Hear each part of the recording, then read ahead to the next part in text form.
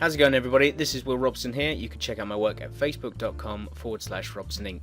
Hello everybody, it's been a very long time since I've made a video, and I mainly am going to say the excuse for that is I've been finishing up the standard for Comics Tribe, which is John Lee's book.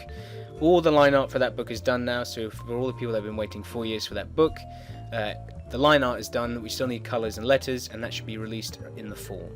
And also I've been really sort of knuckling down and really working on my art, and in that sense I haven't been studying as much form and anatomy and structure and stuff like that. I've actually been really focusing on my line weights, because I was lucky enough to have my probably my favorite comic book artist of all time, Tom McFarlane, look at my artwork, and he said that my line weights were too heavy, and he gave me some really great advice. So I took that really to heart. I've also had loads of other people say that my line weights were too heavy, like people like Scott Shriver, who is always around on my Facebook, and he does great inking stuff as well. So I really sort of have been studying a lot of Spawn and focusing on thinner line weights, and the results have been absolutely fantastic. You won't really see any of that in this video because this is pencils, and this is concept art for a book called MORT, which I've now started because the standard is over.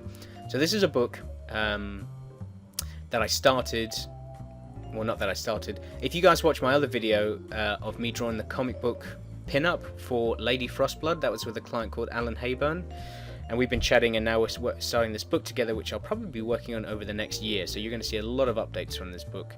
And this is one of the main characters named Scarlet, and she was required to look a bit like Emma Stone and a bit like Mary Jane, and also had the sort of, I think it was attitude of Buffy the Vampire Slayer. I'm really happy with the way the three-quarter view came out, because that's the way I like, that's the most confident I feel drawing, and I also think it's the best way to draw, because you can really see this three-dimensional object. Like, for instance, the next two things I'm going to be drawing are a front view and a profile view, which I hate drawing, and I actually, if you look at any of my comic work, I never draw because it just looks flat, and the whole goal, I think, of being an illustrator is to try and create 3 dimensions while drawing on a 2D surface.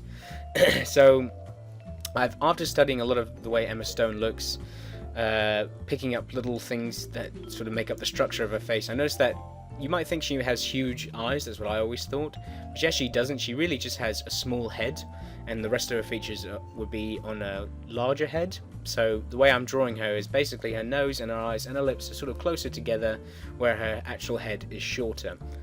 Well, not shorter, smaller. And whilst drawing the standard, I've really sort of knuckled down a lot of the last details of my art that I really needed to fix, like working on drawing better hands, and especially hair. I never actually studied how to draw hair. I'm a huge supporter of Michael Hampton's Figure Drawing Design and Invention, that book, because it really taught me how to actually draw the body, and I'm a huge supporter of Andrew Loomis's Drawing the Head and Hands, because that taught me how to draw, obviously, the structure of a head. But I've never found a good book on how to draw hair, and I realized in the end the book I was looking for was a book I've had all along, which is called Drawing Drapery from Head to Toe by Cliff Young, and it actually doesn't show you how to draw hair, it just talks a lot about drawing clothes and things. And I've had this book for over a year. It's my go-to book for drawing clothes. I highly recommend it. I think on Amazon it's like £3, because it's only like 50 pages, but man, those 50 pages give you a lot of information. But basically with hair, I realized hair is essentially just a fabric, and it all comes from one area on the head. It's not a cowlick, whatever that thing's called on your head where all the hair sprouts from. And that's basically looking at people like Jeff Scott Campbell, who is my go-to guy for drawing women, also combined with Greg Capullo, and also combined with Frank Frazetta and a bit of Bruce Timm. That sort of creates the way I draw my females and my art style. And that's what art style is. I've gone over this a million times. Your art style is just a combination of all your favorite artists to create your own type of style. I know Tom McFarlane said it really well in an interview where he said, everyone likes my art style, and it's basically just, I was the first person ever to combine elements of this artist, this artist, this artist, chuck them all together, and suddenly there's a new art style. And that's what an art style is. You just keep combining all your influences. Like, for instance, I think the way I draw the noses and lips on my females is definitely Greg Capullo, but the eyes, I'm really trying to do Jeff Scott Campbell, and the hair, I'm really trying to do Jeff Scott Campbell. So I guess essentially that creates my style or whatever. Anyway, rambling on here. So now I'm drawing the body of her. She has like a funky coat and a dress and stuff like that. Well, not really dress, a shirt and stuff. She's a news reporter as well. She's a bit like April O'Neil, and she sort of follows the main protagonist around and gets to listen to his story. I will go into full detail more on the actual story of this book because it's very good, and I'm really looking forward to this. So that's going to be fun. But I'm also doing a ton of other books. I'm doing another short story for Comics Tribe for the Oxymoron Book 2 by Tyler James, who's like the main, I think he's like the owner or the main editor at Comics Tribe. He's like the Superman in charge. So I'm going to be doing that for them. That's like a 5-page short.